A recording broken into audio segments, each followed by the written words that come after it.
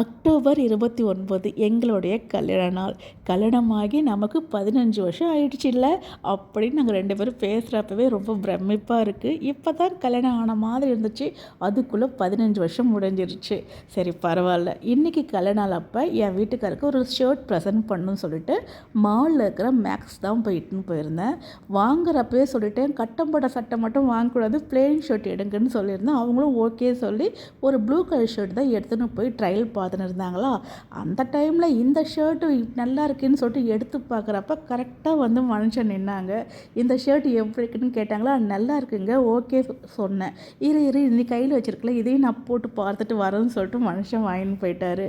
ஆனாலும் இந்த மனுஷனுக்கு இந்த கட்டம் போட்ட சட்டையில் என்ன தான் ஒரு ஆசை இருக்குன்னு தெரியல. இதுதான் எனக்கு வேணும்னு கடைசியாக சொல்லிட்டாங்க. சரி கல்யாண நாளப்போ உங்களுக்கு பிடிச்ச மாதிரியே ஷர்ட் எடுத்துங்கன்னு சொல்லிட்டு வாங்கிக்கிட்டு வீட்டுக்கு வந்தாச்சுங்க. அப்புறம் என்ன, ஏதாவது போய் ஹோட்டலில் போய் சாப்பிட்டு வீட்டுக்கு போக வேண்டியது தான். வீடியோ பிடிச்சா லைக் பண்ணி ஷேர் பண்ணி விட்டுருங்க.